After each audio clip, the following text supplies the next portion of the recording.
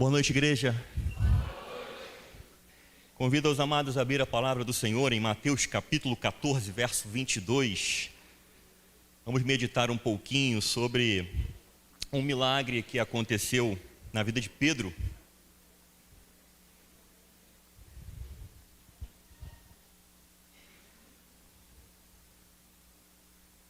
Mateus capítulo 14, verso 22, se você achou, diz amém.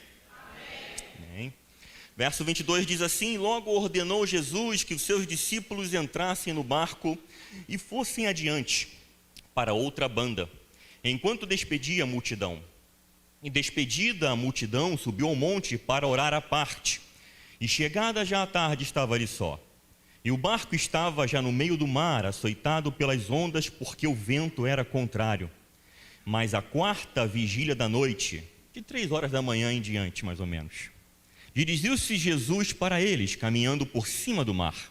E os discípulos, vendo-o caminhar sobre o mar, assustaram-se, dizendo: é um fantasma, e gritaram com medo.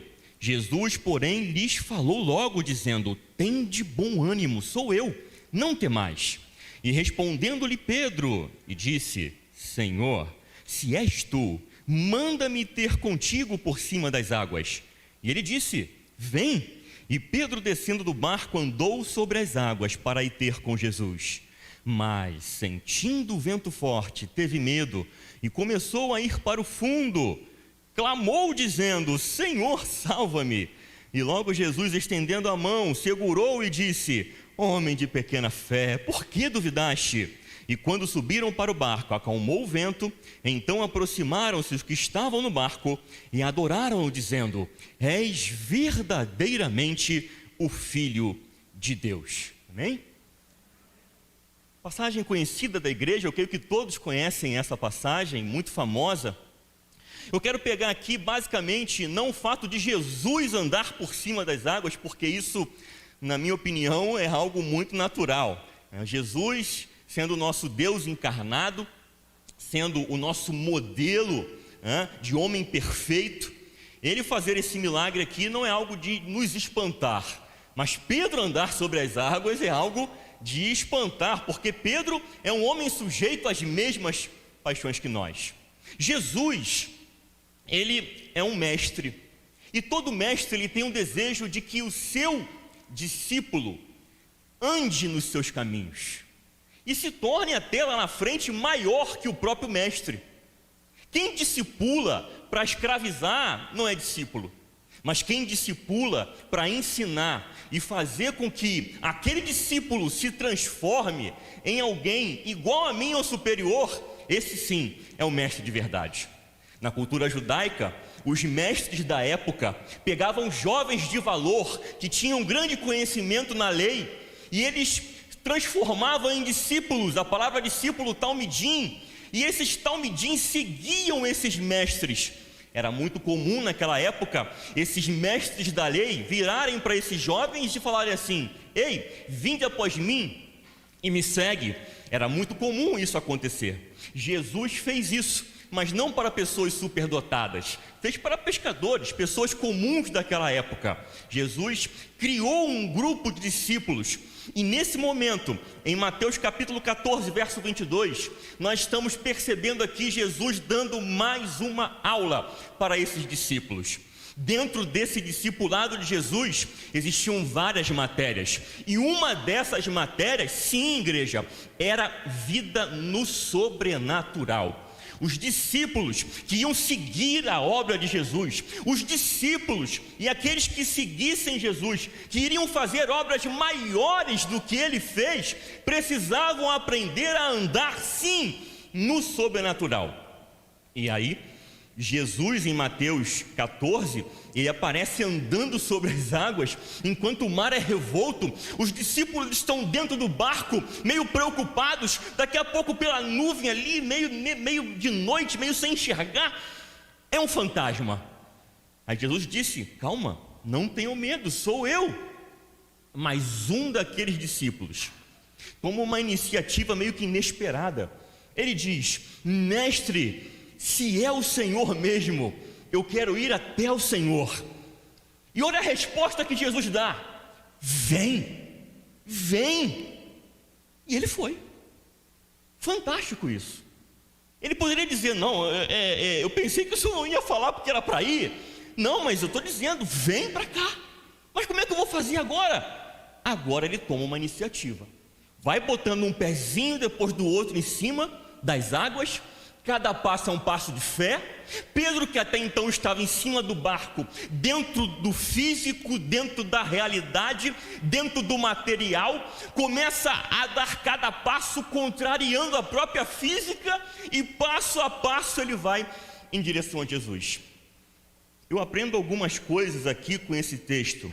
A primeira coisa que eu aprendo, eu quero transmitir a vocês, que vida no sobrenatural, ela não está apenas nas páginas da Bíblia, ela está disponível para mim e para você. Deus deseja que nós desfrutemos de vida no sobrenatural. Há algumas pessoas que pensam, e respeito essa opinião, Alexandre, vida no sobrenatural é apenas nas páginas da Bíblia. Eu não quero saber disso, quero a minha salvação em Jesus e ponto final. Mas eu quero te dizer que o Jesus aqui que treinou esses discípulos, que nós hoje que fazemos parte dessa igreja, que temos a mesma responsabilidade que esses discípulos, temos sim o dever de entender que Deus é o Deus de milagre e que é o Deus que faz o sobrenatural na nossa vida. Então, o sobrenatural de Deus não está apenas nas páginas da Bíblia, é real para mim e para você.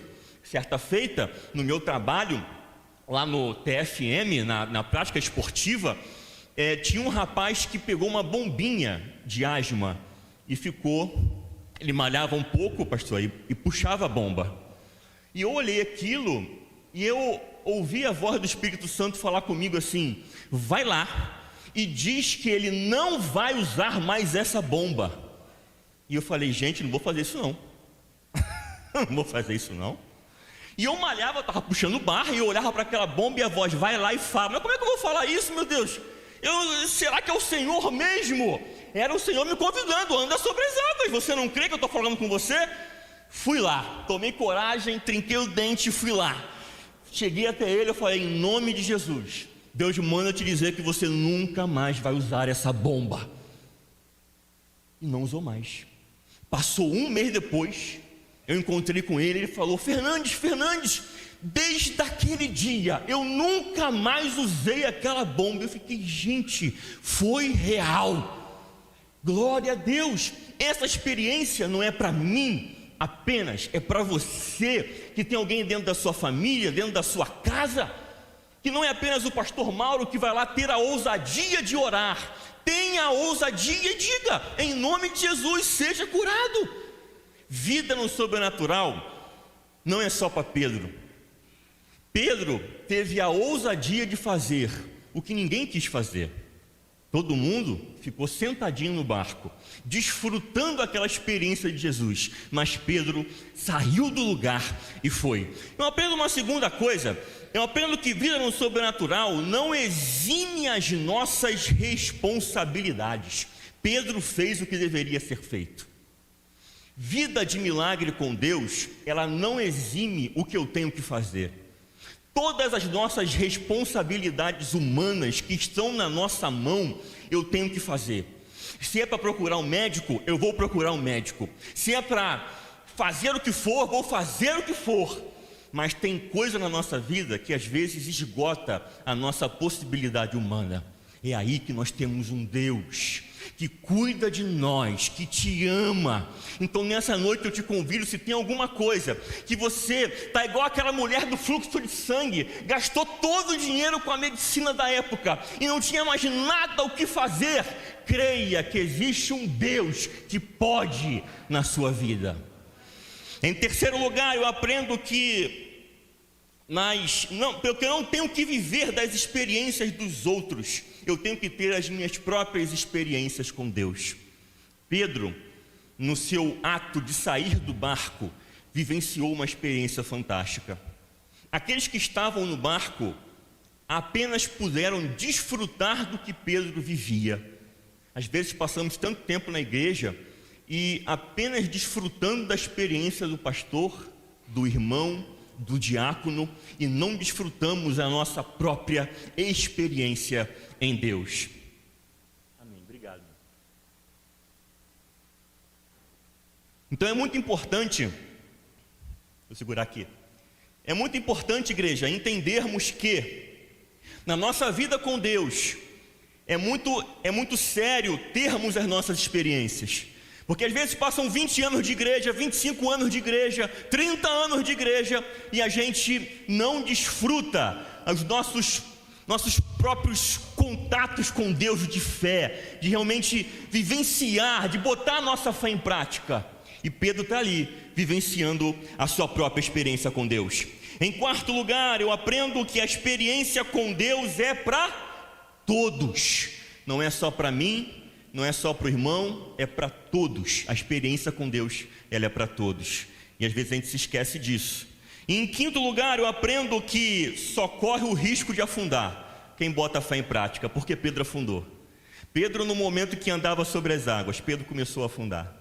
E afundando, alguém poderia dizer: puxa vida, olha lá, homem de pequena fé. Mas foi o único que teve a ousadia de sair do barco. Às vezes criticamos o irmão quando o irmão falha na sua fé, mas às vezes o irmão teve a ousadia de sair do lugar, teve a ousadia de dar um passo de fé. Às vezes ficamos parados no tempo, às vezes ficamos na nossa zona de conforto. Aquele barco simbolizava uma zona de conforto, de proteção, mas Pedro decidiu ter uma experiência com Deus.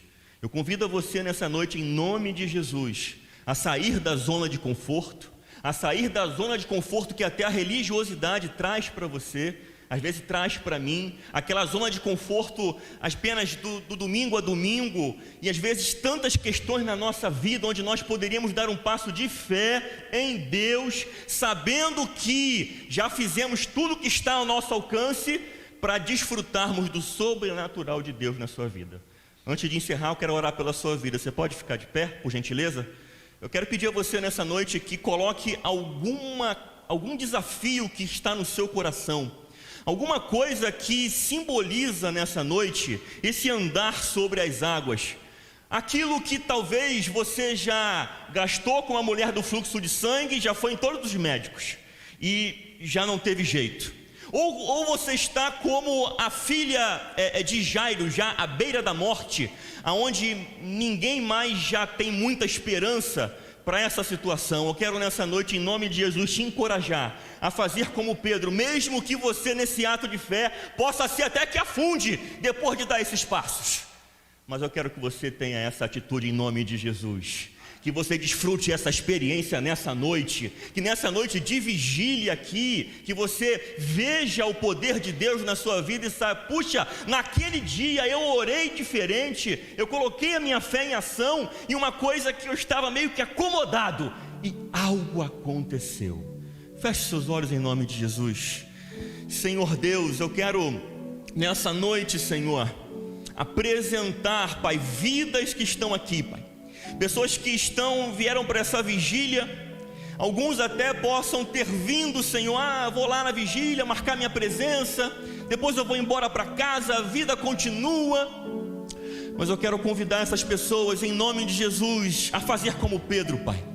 Estão diante de uma situação que talvez já fizeram tudo que poderiam fazer, talvez seja uma enfermidade, Senhor, algum problema de saúde dentro da família, talvez seja alguma questão psicológica.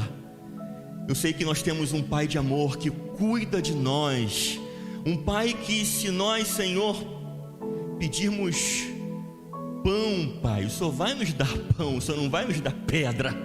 Um Pai que cuida de nós, Pai, que se preocupa com a gente. Entendemos, Senhor, que o Teu reino vem em primeiro lugar.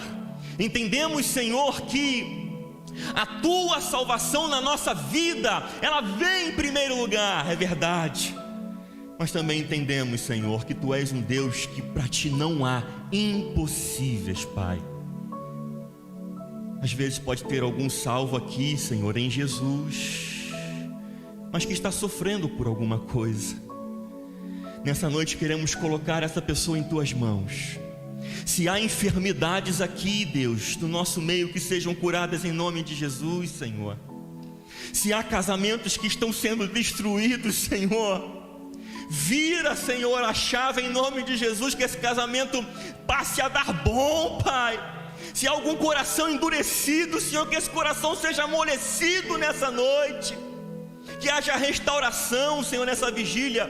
Que haja transformação nessa vigília, Senhor. Que todo o poder do mal caia por terra no nome de Jesus.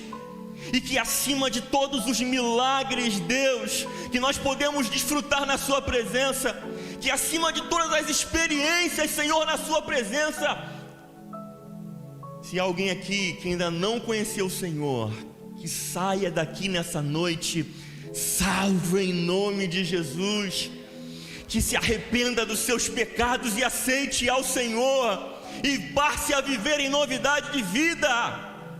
Essa é a minha oração, Pai. Atende o clamor da tua igreja, Senhor. Atende o clamor da tua igreja. É o que eu te peço, em nome de Jesus.